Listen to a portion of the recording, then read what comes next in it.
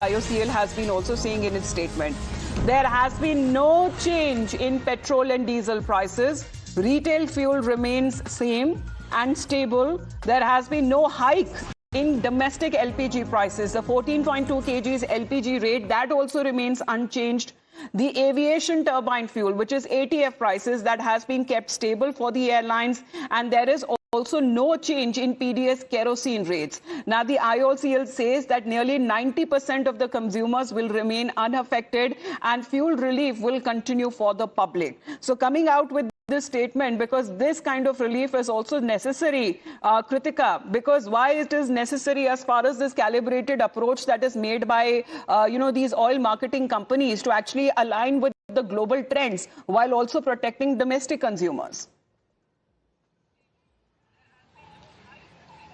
Well, absolutely. Earlier also, we'd seen how the government was also stepping in to absorb some of the, in fact, losses that the oil companies would also be facing while ensuring that there is price stability, specifically on the retail front and on the front of the major portion of petroleum products consumption is concerned. But of course, the politics over this is at its peak. Earlier also, much before we had heard, in fact, from Rahul Gandhi as well, that post 29th of April, everything, the prices of all goods as well as services will shoot up. This will increase petrol, diesel, and in fact it is a mismanagement of the government when it comes to the oil prices, oil purchase mechanisms in place as well. This is something that was said by Rahul Gandhi much before the second poll of West Bengal elections as well, the second phase rather of West Bengal elections as well. Now we're seeing with the LPG cylinders, which, as you rightly pointed out, caters to not the majority of the petroleum product users.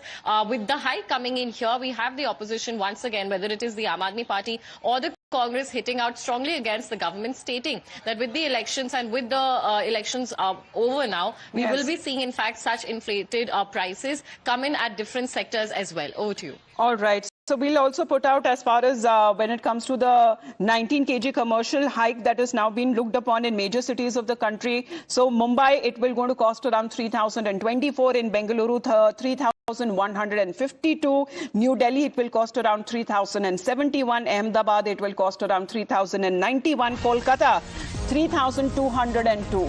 But there are prices of the fire